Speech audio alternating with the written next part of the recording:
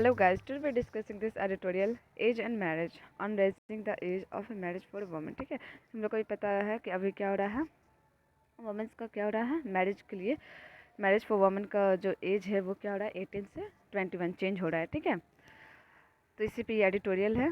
Focus must be on creating social awareness about women's reproductive health and right. इसमें writer क्या बोलना चाहते हैं कि हम लोग को जो है वो फोकस करना चाहिए एक सोशल अवेयरनेस को लेके, और किस चीज़ का सोशल अवेयरनेस, वुमेन्स का रिप्रोडक्टिव हेल्थ और राइट को लेके। ठीक है, तो good intent does not guarantee favourable custom.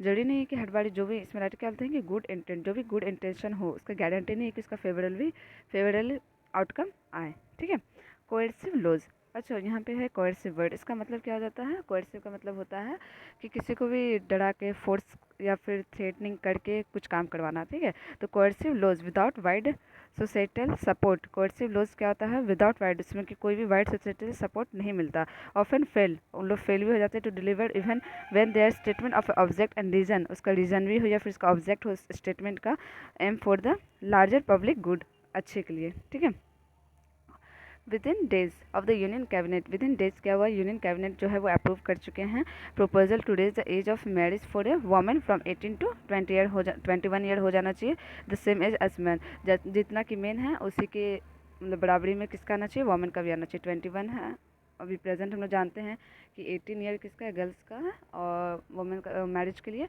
और बॉयज़ का कितना है 21 ईयर है। तो यहाँ पे क्या बोला जा रहा है कि इक्वल रखने के लिए, तो वुमेन्स का भी एज कितना आ जाएगा, 21 आ जाएगा। ठीक है, यही प्रपोजल है गवर्नमेंट का। The government listed it for legislative business in parliament this week if, और इसी वीक में इसको रखा गया, if pass various personal and faith based laws which govern marriage in India. अगर ये पास हो जाता है तो वेरियस पर्सनल और फेथ बेस्ड लॉ जो है उसको भी क्या करना पड़ेगा, गवर्न करना पड़ेगा। कि यहाँ पे बहुत टाइप का चलता है, जैसे कि which govern marriage in India now including the Hindu marriage act 1955, the special marriage act और 1954, the prohibition of a child marriage act 2006 will have to be amended. इसको भी क्या करना पड़ेगा, फिर से अमेंड करना पड़ेगा, बिकॉज इसमें भी क्या है, एज कुछ एज बार है जिसमें उसको क्या करना पड़ेगा, चेंजिंग करना पड़ेगा।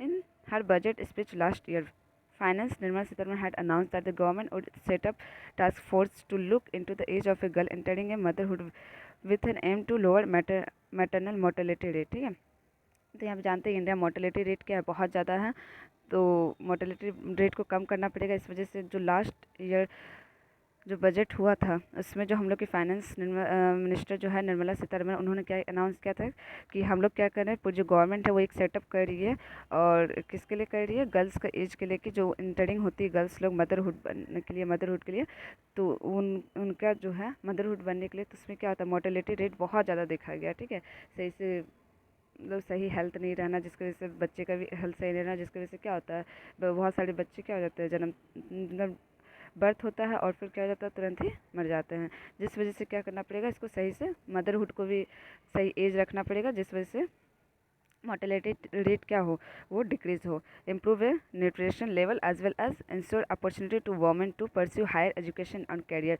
और इसमें क्या होगा, क्या नाम है इसका, हाँ, तो एम करना पड़ेगा किसमें, लोअर मेटर्निटी रेट, और इम्प्रूव करना पड़ेगा nutrition level as well as ensure करना पड़ेगा कि अपॉर्चुनिटी जो वोमेंस का जो अपॉर्चुनिटी हो, और क्या अपॉर्चुनिटी हो, हायर एजुकेशन, और वो अपना एक कैरियर बना लें with this target in mind. और यही टारगेट को रखते हुए a panel headed by former Samaj party chief Jaitley वो setup in June last year. ठीक है, the panel submitted its report in December 2024, और इसको लेके जो एक रिपोर्ट पूरा तैयार हुआ है उसको सबमिट कर दिया गया था किसका, 2020 के दिसंबर मंथ में।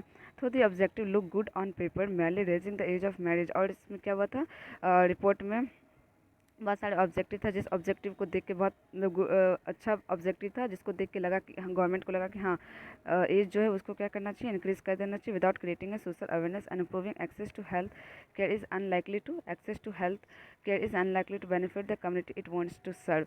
ठीक है, इसमें क्या होगा कि एक्सेस टू हेल्थ भी, केयर भी एक्सेस हो जाएगा, is unlikely to benefit the community it wants to serve. Young women not yet financial independent, young women जो है वो क्या होती है, फाइनेंशियली इंडिपेंडेंट नहीं रह पाती हैं। ठीक है, who are unable to exercise their right and freedom while still under yoke of familial societal pressure। और क्या होता है कि फैमिली सोसाइटल प्रेशर की वजह से वो अपना जो भी उसका राइट होता है उसको अच्छे से, right to freedom, right to culture, ये सब क्या होता है, अच्छे से वो एक्सरसाइज नहीं कर पाती हैं।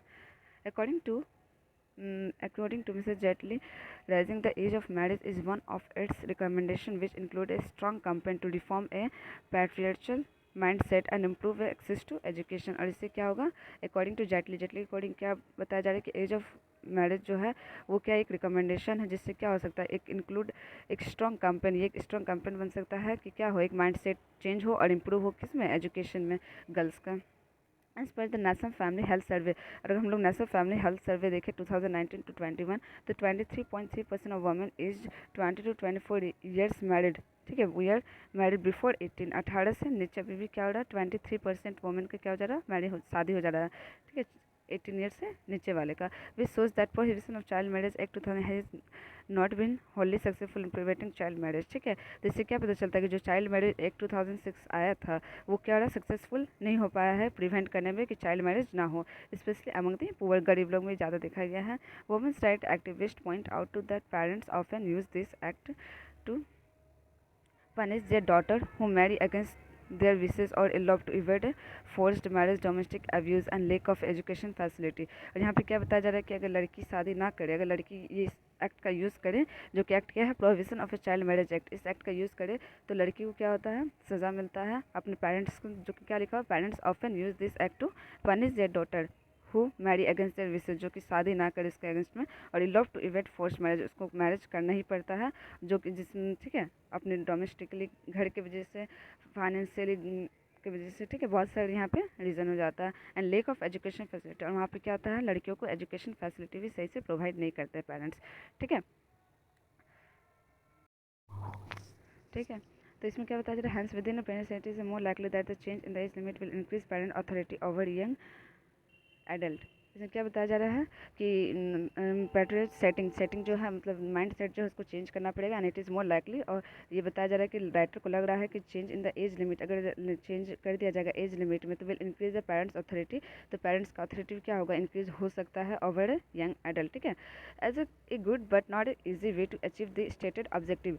हाँ, ये तो है कि जो भी हम लोग एक सेटअप होता है गवर्नमेंट के द्वारा, जरूरी नहीं कि उसमें क्या हो जाए फुल्ली, मतलब जो भी हम लोग सोचते हैं वो अचीव हो जाए, दैट स्टेटेड बट कुछ परसेंट होता है। The stated objective is to take a step to counsel girls on early pregnancy and provide them the network to improve their health. और इसमें क्या करना पड़ेगा, हम लोग को एक स्टेप लेना पड़ेगा, जिसमें क्या, उसमें काउंसिल्स गर्ल्स का रहेगा, और ऑन अर्ली प्रेगनेंसी, और किसको लेकर रहेगा, प्रेगनेंसी का रहेगा, and provided them the network to improve their health. और इसमें क्या बताया जाएगा उन लोग को कि अपना हेल्थ को वो कैसे सही करे प्रेगनेंसी के टाइम और उसके बाद और उसके पहले भी। The focus must be on creating a social awareness, और इसमें मेनली फोकस किस लिए क्या किया गया है कि क्रिएटिंग किया जाए एक social awareness about women sexual and reproductive health and right, जो भी वुमेन्स का एक राइट है, और एक रिप्रोडक्टिव हेल्थ को लेकर वुमेन्स सेक्सुअल को जो भी उनका इक्वल राइट्स हो, ठीक है, जो फ्रीडम है और इंडिपेंडेंस हो, एजुकेशन मिले, सही से अवेयरनेस रहे उन लोग को, and ensuring girls are not a force to drop out of school और कॉलेज, और गर्ल्स को जो है उसको फोर्स ना किया जाए कि वो स्कूल छोड़ दे, कॉलेज छोड़ दे और वो शादी कर ले। Laws can not be a short cut in the path to social reform, और लॉज कभी ये चीज़ शॉर्टकट जो पाथ है इस चीज़ में सोशल रिफॉर्म नहीं हो सकता। लोग यही बताते हैं कि लोग can not be A shortcut, ठीक है, लोग क्या है वो कभी भी शॉर्टकट नहीं हो सकता in the path to social reform, जब भी सोशल रिफॉर्म का बात है। So I hope you understand. Thank you guys.